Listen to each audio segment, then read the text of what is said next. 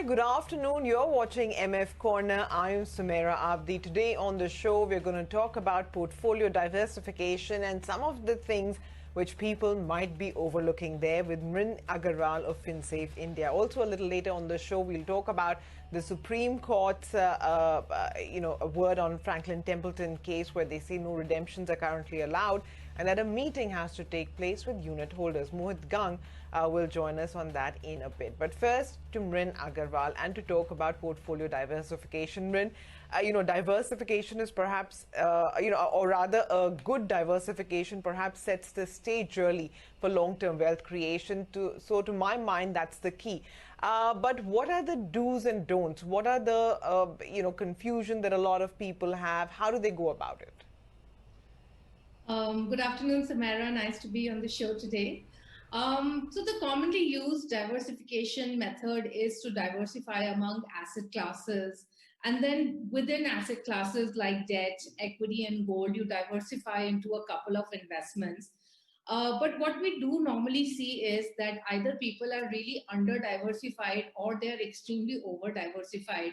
And as with everything in life, you need to have a good balance. So I think, the first thing is certainly not to be under diversified or over diversified.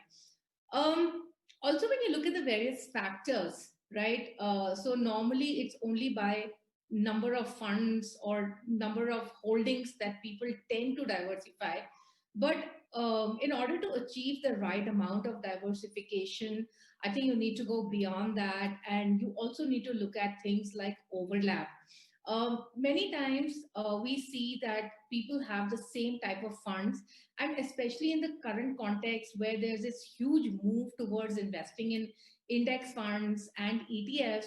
What we're seeing is that the typical index that is being chosen is the prime index or the large cap indices.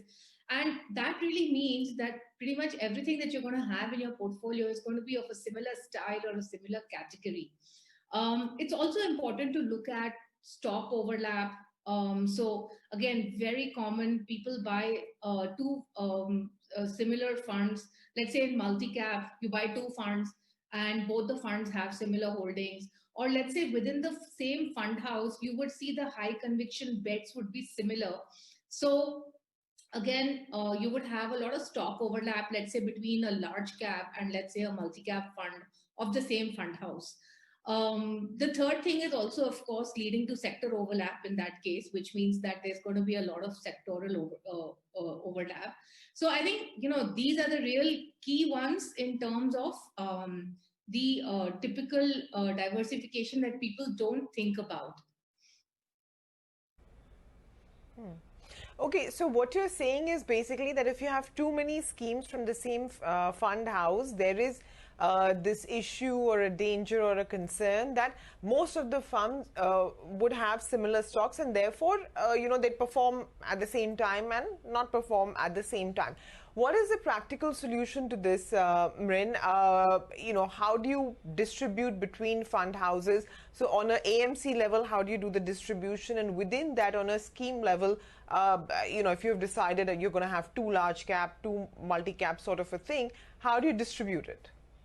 So, I mean, of course, you'll have to look at the portfolio and figure out the overlap that's there, as I talked about it. I think there are certain other factors that you need to be mindful of. And again, many times people don't look at this, whether it's at an overall portfolio level or even at a fund level. Looking at liquidity in your portfolio. At the beginning of COVID, there were many people who didn't have money required because a lot of their money was locked in. So one is that. The other thing is locking into a lot of lower returning instruments. So for example, you can hold a debt instrument for 3 to 5 years, but you're still investing in liquid fund, right? So which means that you're really locking in into a lower yielding instrument compared to actually buying a higher yielding instrument, which is tying in with your investment horizon. Of course, you need to look at, how much of your portfolio is tax efficient, how much of your portfolio is really beating inflation, and is it compounding? And, these are things that you want to see at an overall level.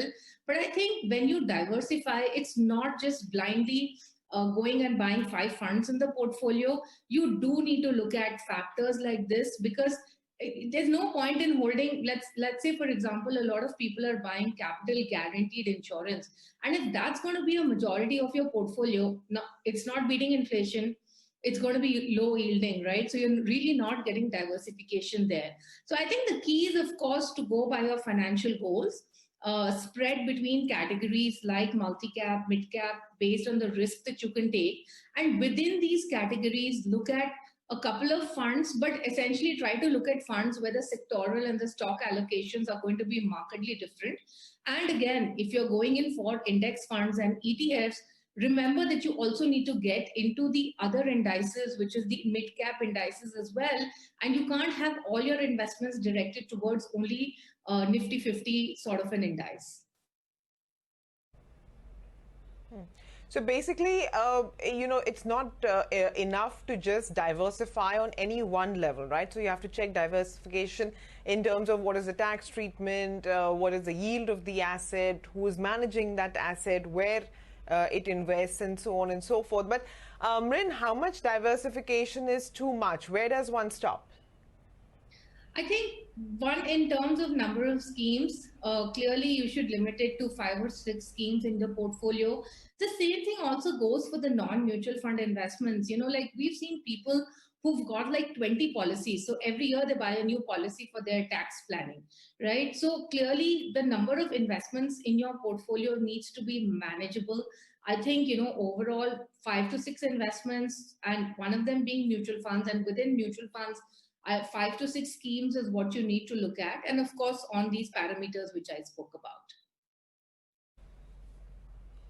Okay, so finally, what is your recommendation in terms of, people who are looking to sort of balance out their portfolio or rejig in terms of the diversification? What should they do? So I think you should not diversify for the sake of it. I had seen a portfolio recently where the person had like one fund in every category. So he had a multi-cap, mid-cap, small-cap, value fund. And nowadays, of course, there are a lot of thematic funds as well. So don't diversify for the sake of it. I think you should just stick on to core holding funds. I've always said this, that for the individual layman out there, it is very difficult to take tactical bets. So I think, just sticking with the core holding, which is having your multi-cap, mid-cap, in equity funds, in debt funds, having a combination of ultra short and short duration debt funds, and maybe a hybrid fund. Again, of course, everything chosen based on financial goals and risk taking ability. I think, if you just have a combination of stick to these core funds, I think most people will be fine. All right, Mrin, thanks very much for joining in and for explaining to our viewers how to go about diversification the right way.